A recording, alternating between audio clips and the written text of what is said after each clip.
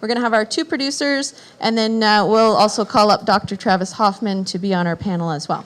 So how it'll work, I'll call up each producer. They can do their slide presentation virtual tour, and then I'd ask you to hold your questions until afterwards, and then we'll ask them some questions. So first of all, I'd like to call up Sara Zondag from Sunny Day Acres, and I'll let her introduce herself.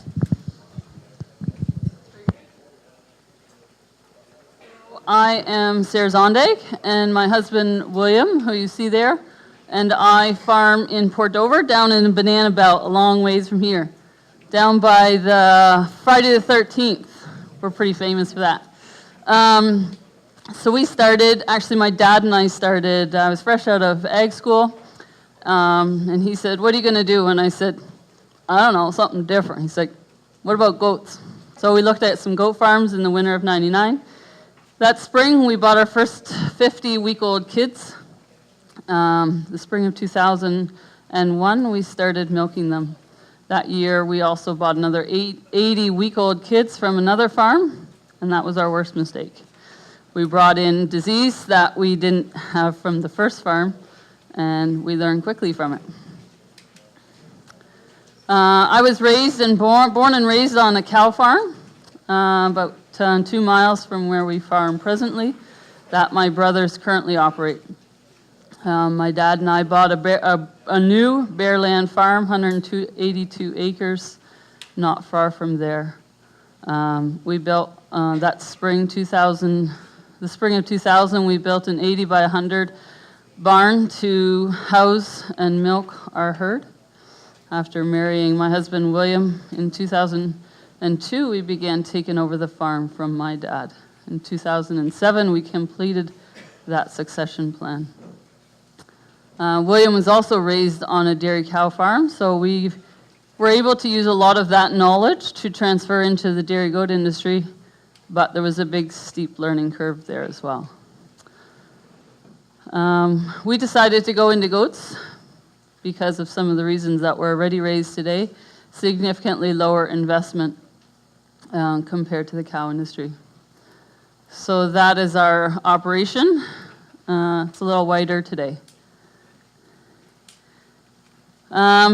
We milk approximately 400 goats, and we do not register anything, but we know all the genetics of probably 95% of our animals. We breed only Saanen goats, except for the odd Alpine AI that we throw in just for some entertainment. We sell all of our milk to Gailey Hewitts. We put much of our emphasis on increasing our liters per goat, and to do that, we AI the top 25% of our herd based on production to produce our own high-quality herd sires. So I added this picture in here. This is one of my favorite goats right now, and I'm sure everybody would love to have 400 of these in their barn. This goat, I haven't seen East Gen here, but is sired by East Gen's Sherry's Buckle Landon. This spring she kidded for her second time, and she peaked out milk at 7.75 liters, about 45 days in milk. She's still milking well over 6 liters, and we bred her last fall to a very solid component goat or sire from France. When she kidded this spring, she had a buck and a doe, and we've now retained that high-quality buck kid as our junior herd sire. This just goes to show you the importance and the value of genetics, but also milk recording. We feed all of our animals a complete TMR comprised of corn silage, haylage, and rolled corn, and a purchased supplement. We raise all of our own forages and some of the whole corn, depending on the yield. Currently, we have one part-time employee that milks 3 to 4 evenings a week and works 2 to 3 mornings a week, helping with the day-to-day animal and equipment management. The remaining work is completed by William and myself. Most of our field work is done through 3 different custom operators. Like I said earlier,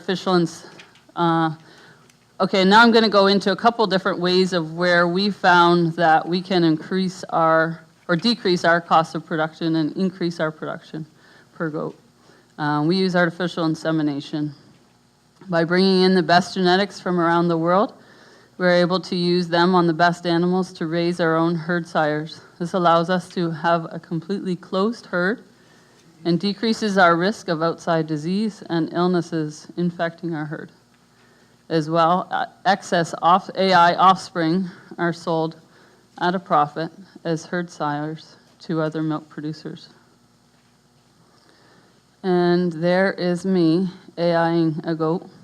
Originally, when we took the course through Generations at the time, they taught us to breed vertically. We found that over the years, as our animals have gotten bigger and bigger, it became very stressful on the operator as well as on the goat to do it that way, and we have done it this way just in our parlor. It's a lot less stressful for operator and animal, and have had equal success. We AI most of our goats through natural heats. We'll do some with cedars, especially at the beginning of the breeding season and in August. We also have put a lot of emphasis on milk recording. We have always done some kind of milk recording, whether it was from initially when we had $0, it was simply a bucket and a weigh scale. We went then to True Test cow meters, to Wakedo goat meters, and now a year ago we put in the AFI goat meters. AFI goat meters have made managing a goat farm a whole lot easier and better. There's no comparison. I just stole the slogan from Ontario Goat: you can't manage what you don't measure. There's our parlor right now that we've been in for a year and a half. Herd management software. The investment of herd management software to manage the events of each goat is priceless. We have used Dairy Live. It's a program out of Wisconsin. You can download it offline for a trial version since 2004. We have saved many hours managing our herd using this software, allowing us time to work more closely with the animals instead of in the office, tracking production, genetics, vaccinations, and kittings. Off-season breedings. For many years, we have shipped more than 50% of our milk in the off-season, allowing us to spread out the workload of kidding and to capitalize on that winter incentive of 10 cents a liter. We feed a TMR, complete TMR. It's a little bit of a repetitive. We work closely with our nutritionists, taking feed samples analysis of all of our feed stored. From those results, our nutritionist fills the blanks of what is lacking, allowing us to purchase the bare minimum of supplemental pellet to balance the ration. This helps lower our feed costs, which is, as was earlier stated, in the cost of production, the highest cost per liter of milk. CAE prevention. We take all of our newborn kids away from the dams as soon as they are delivered. They are placed in a box, there's pictures coming, with a heat lamp and fed heat-treated colostrum for 24 hours. By doing this consistently over the past 10 years, we have been able to bring our infection rate in our mature herd down to about 18% from about 50% that we had originally tested at. We have done this without having to consistently repeat that expensive blood test. We're not zero. We never claim to be zero, but we try to manage it. This is our pasteurizer. We can pasteurize about 8 liters of colostrum at a time. And there you see some newborn kids in the boxes. And colostrum, colostrum, colostrum. Can't say it enough how important the colostrum feeding is. So we've been in our new facility, in our new young stock barn for almost 2 years. We built a new nursery, and there it is. We can't emphasize enough the importance of raising kids. If you can't raise kids, get out of the industry as soon as you can before you lose all your money. We love our Grover machine. Jackson does a great job servicing us when we need any help. We've designed our nursery with having a couple training pens initially so we can keep a close eye on the kids, and then they go back into a bigger pen as they get older, and we can put up to 60 kids in the bigger pen with 3 nipples until weaning.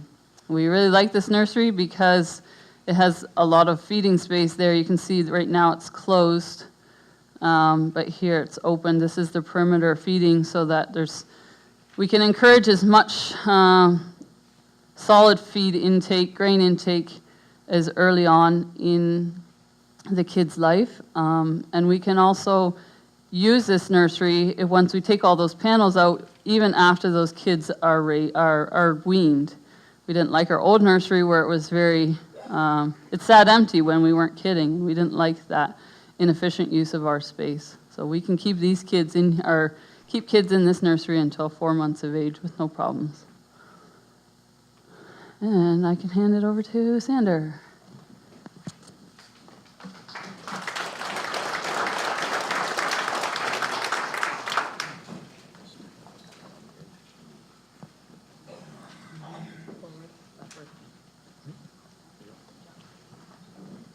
Hello, does it work? So, I'm Sander Vosters. I'll start with the first slide here. Bit of introduction and a brief history. We immigrated from the Netherlands in 2000, together with my parents and my brother and my sister. We bought a hog farm, had weaners on it, 4,400 weaners. And then after that, I attended Richtown College and got my agriculture diploma. Both my brother and I wanted to farm. So as the pigs wasn't enough just for 2 of us, I guess, it was good for 1 family income, but we both wanted to do something. We started looking into doing something different. We looked at going into cows or stuff like that because we were always involved in the dairy industry. Even in Holland, we milk cows. So, but with the quota, it was a little too expensive to get into. So then, yeah, we kind of leaned towards goats. It's cheaper to get into, and you can start small and kind of grow your way into it. Since it is such a young industry, there's still lots to learn and improve and go, and which also makes it exciting to work in. So in 2007, we purchased 30 does and start milking in our bang barn on a single 10 milking stand. We start shipping our milk to the co-op. Then we slowly grew up. After 2007, we were milking in the bang barn here, and we had to carry all the feed in by hand and the straw. And at the same time, our manure belt wasn't working, so we had to take all the manure back out. We were getting sick of that pretty quick. So then in 2008, it was either we get out or we get into it bigger. So then in 2008, we built this piece of the barn, which has a parlor in it here in the middle. And then it's set up for growth in the future, I guess, for us. And then we outgrew that again in 2013. In 2013, we doubled it up this way again. Basically mirror image it with the parlor still in the middle, just the way we had it set up. We found out it was better for us to go bigger and reduce your feed cost and make it more labor effective. We milk more animals per person than to be smaller. Here's the two hog barns that we still use now to date. Here's a picture of the inside of the dairy farm or the goat barn. This is at the home farm. So as you can see, the parlor's in the middle here, and then this is a new part in 2013, and the old part in 2008. Here we feed a PMR, not a TMR, because we still top dress grain corn, pellets, and roasted soybeans. In the TMR, we have corn silage and haylage. We're trying to go away from corn silage, more haylage. We found out goats are getting too fat off of just corn silage, just too much for them. And we did a trial with straight alfalfa, like haylage, and we found that production was a little bit better, and health-wise for the goats it was better. Less problems with preg tox and them getting too fat and stuff like that. Here's a quick video from the inside of the barn, since it's kind of hard to shoot. So I'm standing in the holding area and going from one side to the other. It's a double 26 rapid exit parlor with the holding area and the crowd gate. We kind of set it up as similar as to, you see a lot of cow barns, a lot of easy traffic flow, so the goats go in here and right away in the holding area, so a whole pen fits in the holding area, and then gets milked and comes back to the return alleys, goes out again. So basically set up so one person can technically do the chores. Nobody has to chase every goat around or anything. It's set up for easy flow. Then in 2015, we purchased a second farm in New Hamburg with plans to build there as well. Both my brother and I wanted to farm, so we found that as we're getting older, we worked together great, but we definitely wanted to go our separate ways eventually. So our original plan was to split the herd in half and start at one location and then the other location again. But after visiting a bunch of farms that were CAE negative, we decided to go to negative at the new farm as well, just for better productivity and more longevity out of the goats, since we found that CAE is probably one of the biggest diseases that we're dealing with, especially when the goats get older. So we're on a CAE prevention program, which included pulling the goats right off the moms right away when they're born and feeding them cow colostrum. We get cow colostrum from a couple of dairy farms around the area, and we freeze it. We tried to get Yonis-free colostrum, but that's not always possible. So yeah, we always have lots of that on stock. We did some testing of our young stock at the home farm as soon as they were pulled off, and then we tested them, put them in a bang barn in the old bang barn there, and quarantined them. Then we tested them again, and then they went into the new barn. So this is our new farm again, which we currently, my wife and I, milk. In 2016, we built this barn here with the parlor right here and a separate kid room, and then this is the main barn. So we moved 380 CA negative goats into the barn, and we're currently milking 140, like I said, and some more kidding in January, February coming up soon, and then 100 more Duelings back in the old bang barn still waiting to come in. Here's a picture from the front of the barn. This is a parlor. The way it's set up, it's a double 40 rapid exit parlor. Where right now we have 24 units in it. Every stall a unit. We looked at a bunch of different options. We wanted to set up for the future because the plan is to milk more goats. So we looked at a rotary and stuff like that, but the amount of space that you needed to put the rotary in and the initial cost of the rotary was a little too much for our budget. So we decided to go with this. Then eventually the plan is to add more milkers along the way, and we can always add milk metering and stuff like that. Basically, it's really set up plain and simple right now with no takeoff, nothing like that, just straight milking, I guess. This is the holding area, which is similar to the one at the home farm, I call it, the other place. It's set up to hold 400 goats with the same thing in mind as so we can double up the barn and have enough room for the goats to go in, and one person can do the chores, the milking part anyway, with same thing, the returning alleys in the side here. So this is the kid room, which is straight behind the holding area on the other side. So it's heated. It's since we had a bit of experience with the pig barns, we were in the industry, so it actually has sandwich concrete walls, and it's insulated. The floor slopes here to a drain, and then gets drained away. And then the kids go on, first the table's in the picture, but we put them in the blue boxes once they're pulled off the mom, and they get a cow colostrum. And then after that, for 2 days, they go into these pens in more group, and then they get fed acidified milk replacer in this room here. So we buy acidified milk replacer, and we acidify it down even more. We buy it in, I think, 5.2, and we bring it down to 4.7, which once we start doing that, we start experimenting with that at the home farm, we had a lot less problems with kids having problems growing and stuff like that. So has a fresh air tube in the middle here to bring in fresh air, and then 2 fans in the back. And these windows are tilted windows. In the summer, you can open them up, so literally you can almost open the whole building up. But we haven't yet. We just haven't had the amount of kids in there yet to really get it hot, I guess. There's a better picture of the back. It's also set up so it's easy to be cleaned out with the skid steer. Like I said, we learned a lot along the years, shoveling all the manure in and out, and same thing with the feed. So it's set up, we can take one of these panels out, and we can drive in with a skid steer and scoop the manure out and back out again. Here's a picture of the main barn, 2 feed alleys. Eventually, we want to feed a TMR or PMR in here as well, but for now we're set up with, we feed Silage, and then we top dress with pellets and roasted soy hull.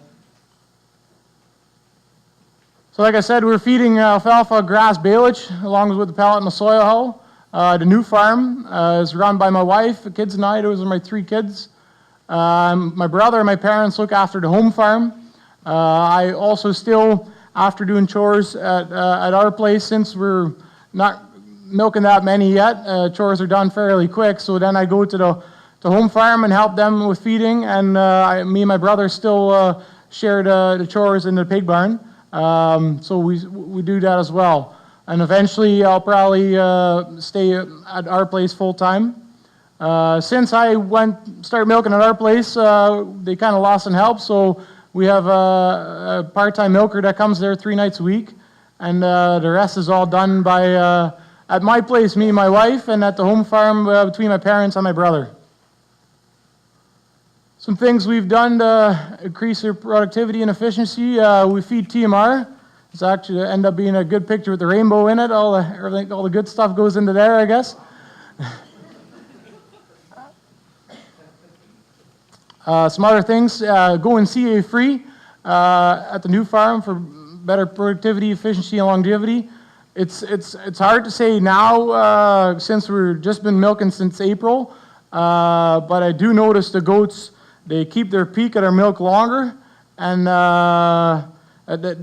they stay healthier along the way. I'm not sure if the longevity will be better, but I sure hope it will be. But it's looking fairly good anyway. And we also do AI on some of our best goats using Dutch and French semen. And out of those that we AI, we keep the breeding bucks, and we breed with those bucks.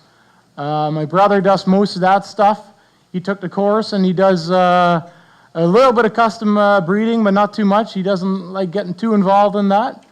And then also we do off-season breeding. We try to get as much milk as we can off-season, which means in the fall and the winter, to keep or get advantage of that fall incentive.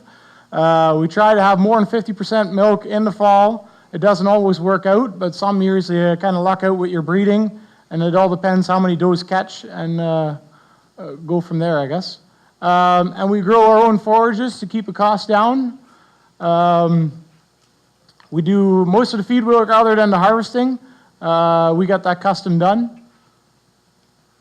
And then both barns are set up for good traffic flow, which kind of going back to how we used to be involved in the cow world a little bit back when we were younger, and I've worked on different cow farms. That the better the flow and the easier the work is, the less moving you have to do of feed and manure and animals, the easier it is on everybody else and on the animals. and also for future expansion. So this is my wife in the parlor here, but like I said, both parlors have crowd gates, so to bring the goats up easily, no chasing, just slow and relaxed, they come in the parlor, I guess. Then we used to top dress our pellets, or feed our pellets, I should say, with just a wheelbarrow on the pail.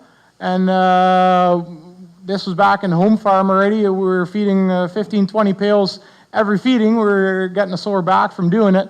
So we said, well, there's got to be a way that we can automate this a little bit. And then we looked at there's companies that make feed carts specifically for pellets and stuff like that. But they were fairly costly for really what they're doing, because it's literally a moving cart with a gravity box set up on it. So then at the home farm, this is our second one, but we took an old feed cart, we bought it off Kijiji, ripped all the guts out of it, and then converted it into a gravity box. So basically there's a slide on this side, a slide on that, and we put the pellets and everything in it. Then here we don't have yet, but the home farm we have a scale we drive on so we can weigh exactly how much you're feeding per group and stuff like that, just along the way. So then we drive along and then we just open the slide up and it comes out. And then similar to that, we used to bed our straw packs just by hand, shoveling it all in. Then we switched over to, had an old manure spreader. Once the groups were milking, the pens were empty, so then we had a tractor and we backed the manure spreader in and spread the pens. It worked fairly good until it got winter time and it got really cold and the tractor was leaving bigger ruts in the straw pack. So then we invested in a straw spreader, and it's one of the better investments, I think, on our farm. It goes a lot quicker. Bedding up, this is back at the home farm, but it used to take an hour and a half to do the whole barn, and now we can, at my place here, I do 3 bales in 10, 15 minutes. I zip around and spread it out evenly. And also, we kind of set up this barn different than the home farm. The home farm, the posts are here. Now we moved into the center, just for easier moving around with the straw spreader, and it makes it fairly simple. And then the real secret to being productive on the farm is, I guess, having the whole family involved. This is my youngest daughter. All 3 of them come out in the farm, but I think she's the most active, and she loves being in the barn and helping along, I guess. Here's a short video of her putting the milker on. Every time she puts one on, she's proud to do it. So, and that was it. Thank you. All right, so we'll have, am I on? Yes? Yeah, okay, good. We'll have Sara and Sander and Dr. Hoffman come up to the front. Yeah, we need 3 chairs. Sander's first, then Sara, then Dr. Hoffman. I'll do this. Can I have some lights, please? Andrew, can you give us some lights? All right, so I'm now going to open it up to the floor for questions. Does anybody have any questions? Otherwise, I'll start asking questions. Yep. And and Lori, Lori's going to scare people as she comes around. But please do wait for the mic, and then we can hear the question. To the ones that you guys that do AI, what's your protocol? How do you guys do your protocol on your AI?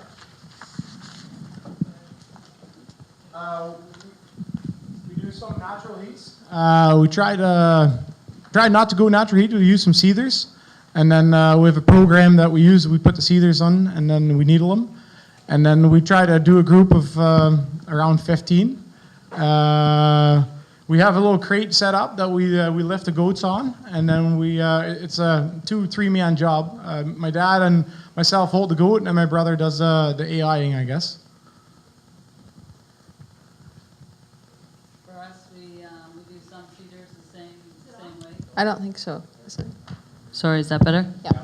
So for some that we do the seeders with, we probably only do about 25% of our AI with seeders. Don't really like the heats that we get with the cedars. The heats with the natural is much more natural, I guess you would say. So yeah, we have a vet protocol that we use to do loop and lice, and then or PMSG, and then AI them.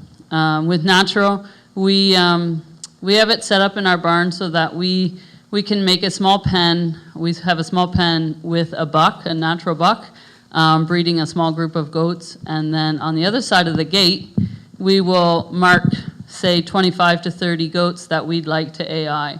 And when those goats that are marked come to the gate to see the buck, basically 12 to 18 hours later, she's in the parlor getting bred.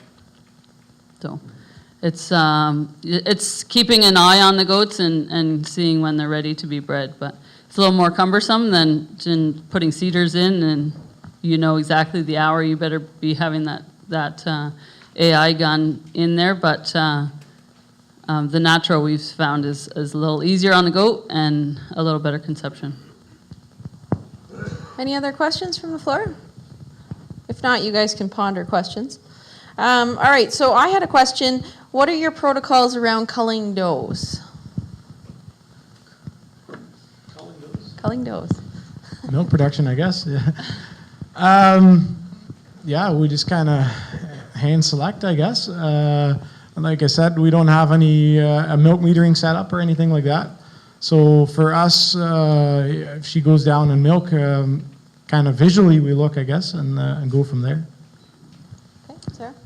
We do two ways. One is with production, and we can do that with the AFI meters. So we have, since we've started with the AFI meters, we actually track the groups that kid. So we'll group a group of goats together that have kidded together, and we judge them based on their lactation.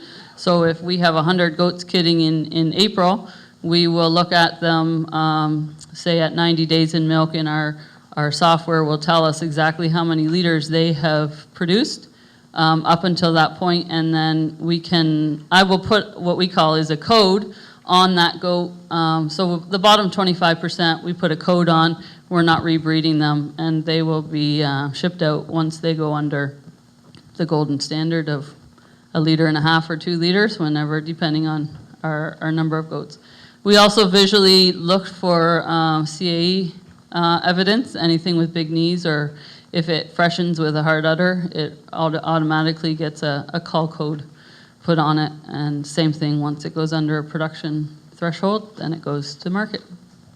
Perfect. Dr. Hoffman, did you want to comment on the meat goat industry in So Minnesota? I think obviously you don't have the golden standard relative to milk production, but I think obviously even in terms of just being able to raise them if you so choose to. But I think one of the things that I've always found interesting as well in the meat goat standpoint, more so in terms of the culling, but also in the selection of females, because interestingly, in terms of just teat structure and placement, it seems as though that's a spot where there's opportunity for improvement, because you see so many different like forked teats and changes in that development. So I think that's one of the things that, to the best of my knowledge, I think can be improved on to allow yourself a little less challenges as it moves on. But those primarily from interestingly from either a seed stock, or if they're raising competitive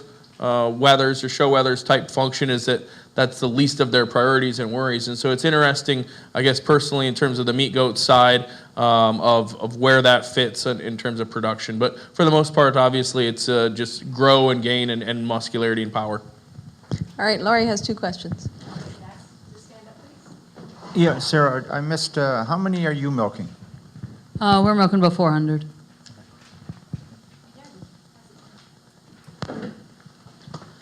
Yeah, also Sara, are those milk meters hooked up to Dairy Live? That's my first question, and the second question is, do you use DHI? First question, it's not directly hooked up, but I can export the AFI report into Excel and import it into Dairy Live. So right now I'm actually using both programs because of our the history that we've used with Dairy Live, all of our genetics is in there. So it's very easy. It takes me, I do it once a week, Monday morning. You take your, the 10-day average from each goat, that report, you import it into Dairy Live. It's a 30-second process. What's the second are we on DHI? No, very cost prohibitive. It was much more cost beneficial to invest in AFI meters and to do on-farm. Basically, have your management is the same, right? Like you just talk to Norwell. Although we use Dortmund's, I'll just put a plug in for Dortmund's. Any more questions? Oh. 2,800. So 2,800 per stall? Is that what you said? Yeah, I think so. Yeah, you think so? Sales special 25.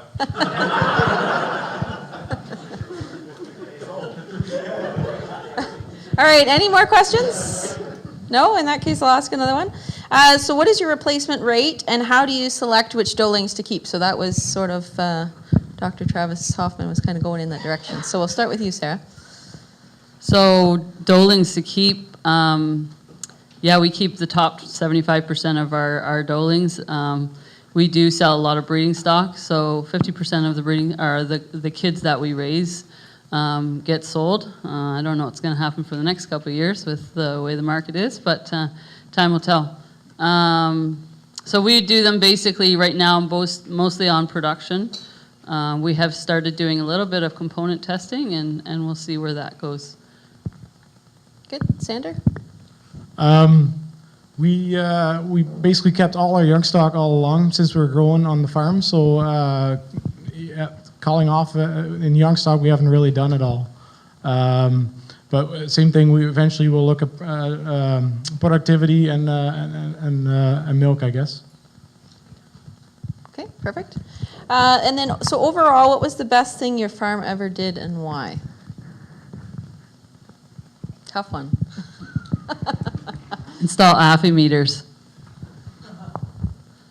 It just made managing the herd so much easier. When you have those milk recordings every day, it tracks. When you can put input in there when the goat kids. You can track genetics.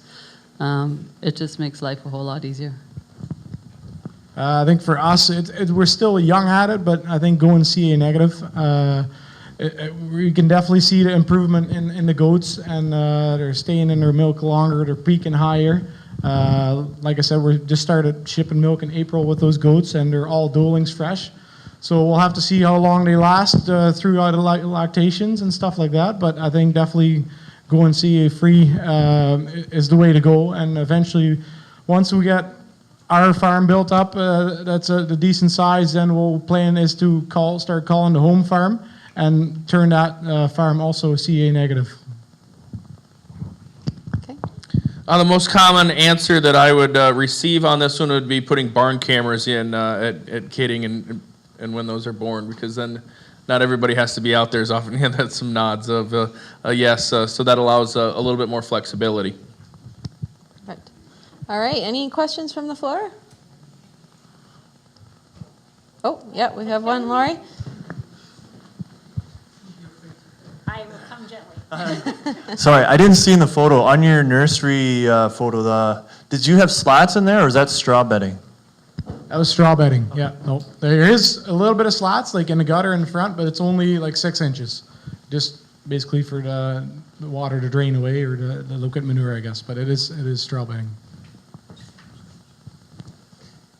Can you both tell a little bit more about the pregnancy rate after your AI?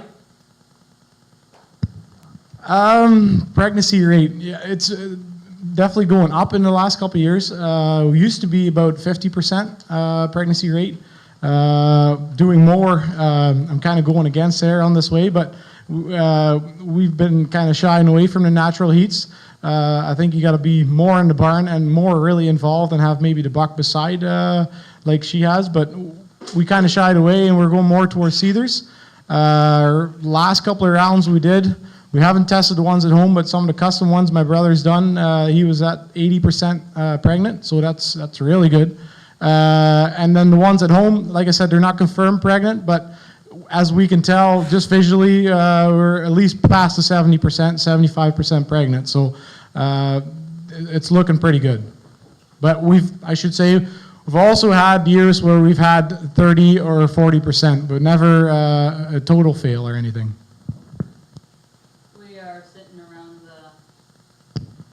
We're sitting around the 50 to 65%, but our worst conception rates have been in the off season. So we actually did our first training in the off season, and it came back at 30%. That was our worst worst testing. So we've basically strictly stuck to the August to December. We don't try to do it in the off season. Good. So I have a follow-up question to that. Are you both preg scanning then to confirm pregnant, or? Yeah, we have a guy Len Hilderly comes in to preg check all of our exposed animals between 40, 75 days in bred. We've done some before, but we don't do them all. Like I said, you can kind of see visually already. And mostly if we do some, then we do the AI ones to see if we throw them with the buck for the rest of the group. When it comes to just the milking groups and the bucks, we don't do any pregnancy testing for them. Just visual, and you can tell eventually if they're bred or not, kind of thing. So Lori had another question here. Yep. For Sander, how do you manage biosecurity when one of your farms has CAE and the other one does not? Did everyone hear that at the back? Sorry. How do you manage your biosecurity when one of your farms has CAE and the other farm does not? So I wash my boots and try to keep everything, like we keep the equipment separate, like equipment in the barn, that is. So no hoof trimming stuff or anything like that comes from the home farm to our place. I've talked to different vets, and some vets say don't have to worry if it's dry manure, even 12 hours and the CAE is gone. And you talk to other people and they say if a goat sneezes the wrong way, everybody gets it. So we've been kind of keeping it separate. Like, I'm basically the only one that travels in between two farms. My brother and dad do come over occasionally with breeding and stuff. They have their own set of clothes, coveralls, boots, all that at my place. And try to keep sales guys out of your barn and stuff like that, right? So it's kind of keeping it somewhat tight, but I don't think it's definitely not like a pig barn or a chicken barn where it's shower in, shower out kind of style, so. Okay, any more questions from the floor? No? All right, I'll ask another. Oh, we have one, Lori. I'll ask one as Lori's running around. So do you keep and or market your dairy buck kids, or where do they go? I think both of us sell the majority of our buck kids to a guy that takes them at a week old and he raises them to market for meat. We do keep all of our AI bucks and some of our top production goats that didn't catch with AI, and we'll sell them for breeding bucks to other producers. So yeah, she basically answered my question, same thing. Yeah, we sell everything other than, we've never sold any of our breeding bucks yet. We haven't bred that many, so we always try to keep our own kind of thing and then kind of cull from there. Okay, over to you. So with your CAE negative goats, have you retested them already now in the new barn to see if they're still negative? We haven't tested the goats themselves yet. Like I said, January 28th last year, they went in. The plan is to eventually test them every year, the whole barn. What we have done is we tested all the young stock that came off our goats that basically kid in our barn. After we've tested them once, after 4 months, and they came all back negative, 0%. So yeah, the plan is to retest them. But they say you always have a false positive, so we'll kind of see how it goes. But the young stock came back all negative, I guess. Another one? And did you want to answer that one, Sarah? Or? No? Okay. Both of you have mostly white goats. Is there a reason for that? How much better do you think they are than the Alpines, or whatever's closest runner-up? I would say about 8 years ago, we asked the same question and started breeding with Alpine because they were supposedly hardier and have better feet and legs, a little less production. We couldn't say that. We crossbred a few, and they were great, but we had a problem. What do you do with the next generation? The next generation flopped. So we said, we're going to stick with one breed, and that breed was Sonnen. I think statistics will show that they have the greatest production. So we are breeding for type and hope for the best. Yeah, similar to us. We've bought lots of goats in through the years, so we weren't really picky on the breed to begin, but we've been using a lot of Sonnen bucks on the goats. But we also do have some Alpine bucks that we throw in for same thing, just to kind of mix it up a little bit. I think the Sonnen tends to be more of a higher productive goat than the Alpine, but some of the goats in our barn are Alpine descent, so it's a 50. Some people are really for just Alpines or really Sonnens. I think they're both great, but definitely leaning towards the Sonnen more than the Alpine. Voluntary waiting period for breeding. What are your protocols? So our voluntary waiting period is a minimum of 200 days. With the present situation in the industry, we will not necessarily breed everything at 200 days. Some of them will be over 400 days before they get bred. Just depends on their production. But we do, I'd like to breed by 450 days. If they haven't come up for lower production, they will get bred just because we want to keep those genetics going. Similar for us, around the 300-day mark, then 360, well, basically a year we throw them back in again. And then some of the better ones we'll keep milking longer. And some of the, if they really go down, we'll either cull them or we'll throw them back with the buck to see if they'll do any better or not. But the way the industry is going, we want to really grow fast, so we've been keeping everything back. But the last half year or a little more, we've been culling harder and getting rid of those goats faster. All right, so I'll ask another one. Nutritionally, what are some good tips in order to be more efficient? And I think you guys touched on a few of them, but we'll get the meat goat perspective as well and the dairy goat perspective. Travis has just pinch hitted, by the way, so he hasn't seen any of these questions in advance. So we're really thankful that Travis is answering the meat goat question. So I think on this of trying to identify a consulting individual or a feed company that has developed some of these. But one of the things I guess, in my personal opinion, would be to evaluate is make sure that we're good relative to our vitamins and mineral package. Is probably the minerals in generalities is something that probably gets overlooked as much as anything. As far as looking at the management in the barn, definitely cleaning the feed manger at least once a day is important. You want to keep a good, clean plate. For us, feeding fermented feed, keeping mold at bay, using inoculants, and good packing are essential. Similar for us, fresh feed, more available, and using TMR, so if there is any mold or anything like that, it gets mixed in and spread along everything instead of feeding small batches. High quality feed, you can't push it enough that you want the best you get. They only have a little bit to eat in a day, so you want to put the best feed in front of them and not just a filler kind of thing. Any other questions? Oh, yeah, we got a couple. What percentage of waste do you get for feed? Well, moving forward with the feed question, and what do you do with the leftover? Do you whatever? At both farms, we take the leftover feed from the milking goats because we feed them. At my place, we feed them 3 times a day, fresh baleage.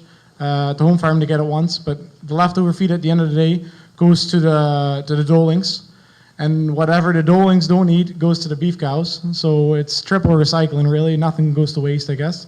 For our place, after it goes to the young stock, there's not too much left. Whatever's left there, I throw in the pen. But percentage-wise, it's really hard to say. Definitely less than 10%, I would say. Yeah, I haven't really weighed it, but definitely it's less than 10% for us. We're feeding once a day and push it in maybe twice a day. Very little waste, and what is left gets tossed in the pen. We don't want to try to recycle things that feeding it to the young stock. We want our young stock to grow as fast as and as efficiently as possible. So feeding recycled feed to them, we just don't find as valuable. And from the exciting standpoint, if I'm focusing more on the meat goat production, obviously they're going to lose to 10% or less than 10%. So I'd go plus 5% because the meat goats eat 5% more of stuff that they shouldn't even eat. And so I guess even from those of whether they're Spanish and just commercial goats, or if you have more of the Boer influence, and I think from running those does as well, a lot of them obviously go as a relatively extensive management, and so they can browse and get some shrubs and trees and get some grasses as well. And so obviously from that standpoint, it's utilization of resources. And in fact, as you talked about infancy of industries, I would say probably in both Canada and in the U.S., it's as infantile or as undeveloped as any is probably the goat feeding industry. And so those of from either the cull buck kids that aren't utilized from that standpoint, or even the marketed meat goats, there's probably some opportunities that is still undeveloped on that side. Perfect. Any more questions from the floor? Oh, we have another one. Should I feed corn silage? Sure, why not? It's a cheap feed source, but you got to be sure that you manage it correctly. Winter and summer? Yep, as long as you maintain your bunk and the amount of feed that you're taking off your bunk face per day or tower silo or whatever. We feed it year round. Yeah, I'd say the same thing. It's management, having your feed speed, keeping it up so it doesn't mold. Like I said in my slide, we're kind of leaning away towards just straight haylage and less corn silage. The nice thing about corn silage is you put it in your bunk once a year and it's consistent all year long. You don't have to worry about different cuts up and down, adjusting feed along the way. So that's nice, but we just had too many goats getting too fat, really, and getting problems with preg tox and stuff like that along the way. And since we went away with less corn silage, it seemed to get better. So I'm sure there is a way to make it work on a smaller scale, but then you start running into your feed speed again and stuff like that. So, because that's one thing you definitely want to keep up, is keeping your bunk face clean and make sure you're not feeding mold. Just to add to that, we've found kind of the 300 milking goats was your minimum to start feeding corn silage. Okay, any follow-up questions? No, I'll ask another one. All right, what was one particular thing that you've done that you've learned from but would not repeat? Another tough one. I would say buying stock initially from more than one farm. I think same thing for us. Like we've grown over the couple of years and over the years and buying different herds in. You're buying different diseases in and stuff like that. It's definitely nicer to stick with one buyer or whatever you want to call it. Grow smaller, but yeah, or maybe even now the way the market is. It's maybe a good thing we built the barn since it's built now and at least the bank's not going to take it away yet, but I don't think we'd be able to build a barn if we go to the bank today and say, here's our plans and this is what it's going to look like. We wouldn't be able to do it anymore. So yeah, I guess we're kind of happy that way. Good. Any more questions from the floor? No? All right, I'll ask another one. So who's on your farm management team? So I'm thinking of like external people you bring in and talk to. So for example, like a nutritionist, vet, whatever. So if you guys could comment on that. Vet a little bit, not too much. Nutritionist is a big deal, I guess. He's sitting right there. And then other producers and input from, for me, it's for my brother and my dad. There's always, the more views you get at things, you start thinking differently. So that's always a good thing, I guess. But definitely having a good relationship with your nutritionist is a big thing. Yeah, I would second that. Nutritionist would be number one. Vet would be number two. We've worked with our vet a lot to develop just different protocols on whether it's vaccinations or CAA protocols. We've worked closely with them initially and not so much now anymore, but definitely still throw questions at him.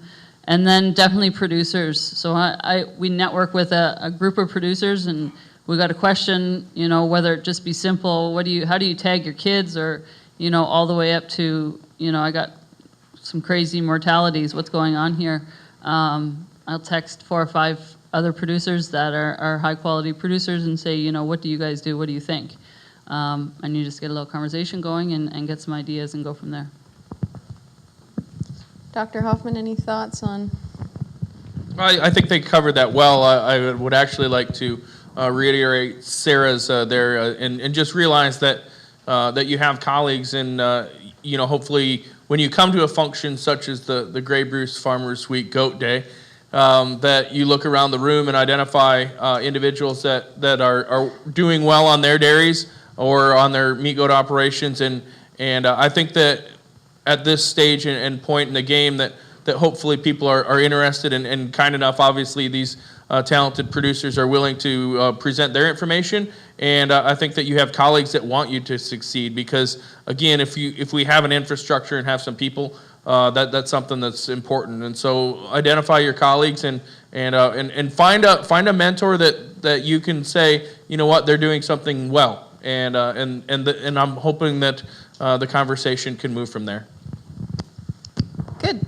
Well, thank you so much for your honesty and sharing your farm operations with us, and Dr. Hoffman, your experience with the meat industry.